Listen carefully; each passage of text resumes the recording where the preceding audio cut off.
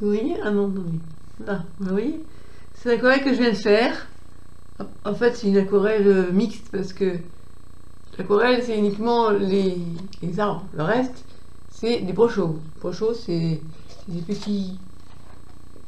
De la poudre de couleur, de pigments de couleur dans des petits récipients comme ça. Bref, il est exactement ouais, quasiment 1h du matin.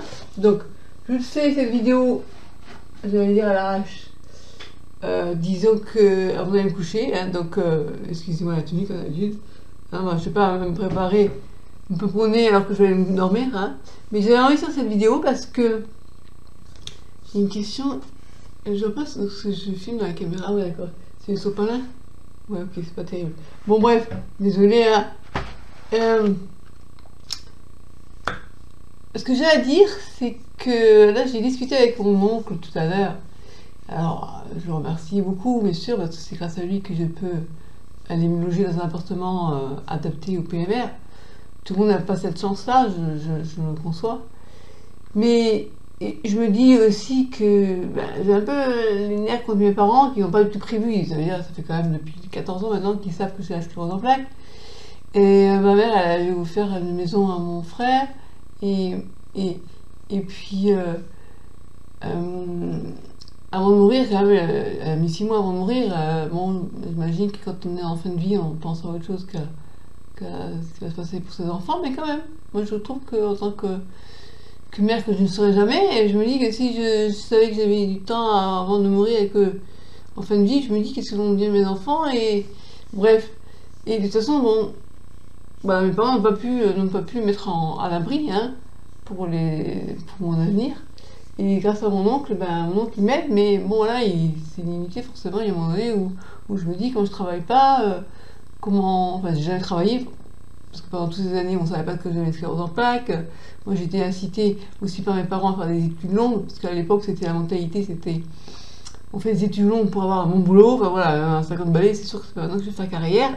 Donc, au final, je me retrouve avec l'épée de Damoclès au-dessus de la tête. C'est plus une poussée possible, c'est surtout l'aggravation de mes capacités, jusqu'à une perte possible d'autonomie, parce que j'ai une CEP secondairement progressive.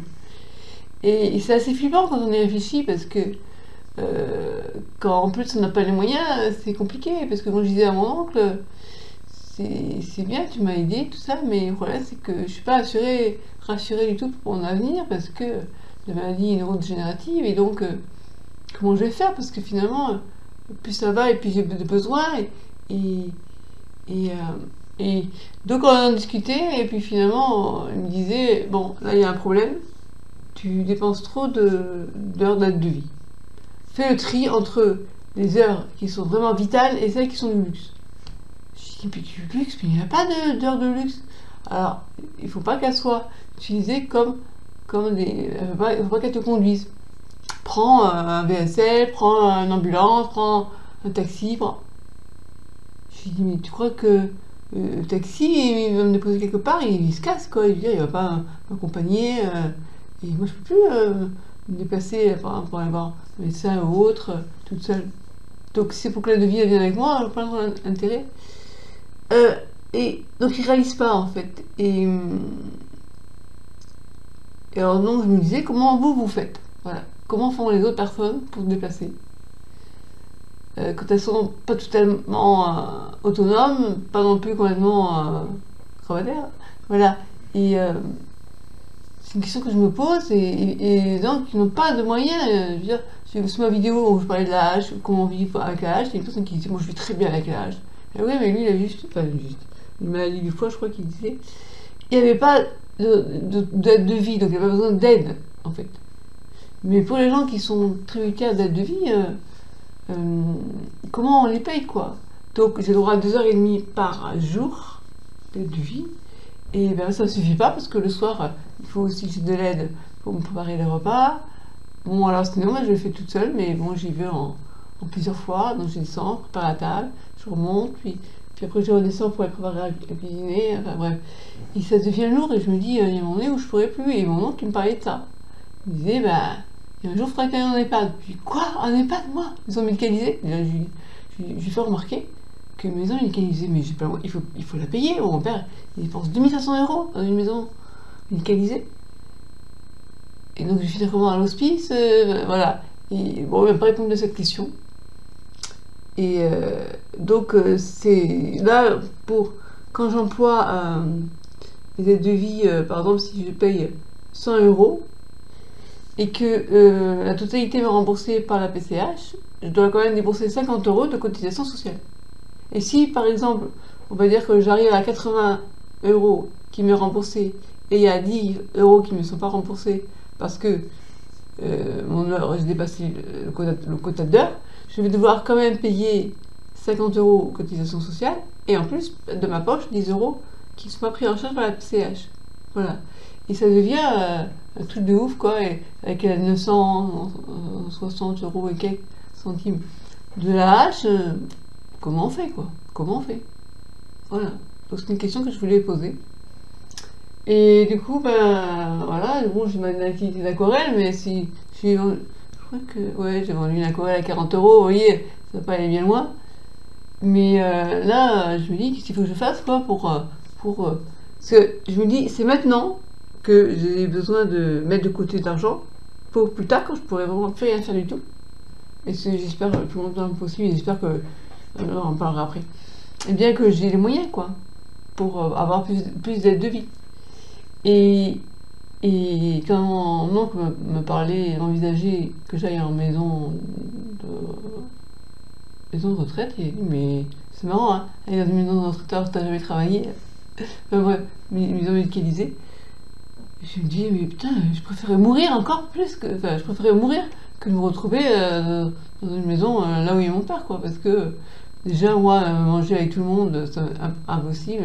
J'ai des repas particuliers et tout, déjà c'est une galère. Je reprends du poids, mais il faut. Bref. Non, franchement, si c'est ça la vie, ça m'a super frais, quoi. Ça me donne pas envie. Hein. Donc du coup, il m'a plombé le moral, c'est horrible. Parce que voilà, moi, actuellement, les seules vraiment personnes que je vois, c'est kiné, médecin, aide de vie. Et tous les jours, j'ai une aide de vie qui vient. Et quand en plus je m'entends bien avec Jalila, c'est sympa. Et me dire qu'il faut que je lui demande de venir moins souvent. Je veux dire, il y a des fois où je discutais avec Mathieu, il se reconnaîtra, salut Mathieu, je disais, mais si je tombe, et je suis toute seule, il n'y a personne pour m'aider à me relever. Si elle vient que 2h30 en ce moment, c'est plutôt 3h, jusqu'à 4h des fois. Eh bien, c'est dur la solitude, hein, pour une personne isolée. Bon, d'accord, je vais déménager, il y aura des voisins, mais pour l'instant, c'est pas le cas. Et puis, de me dire que je vais devoir raboter sur les heures, alors que, à côté de ça, je monte un dossier des péages pour demander plus d'heures. Moi, mon neurologue, il recommande 5 heures. Voilà.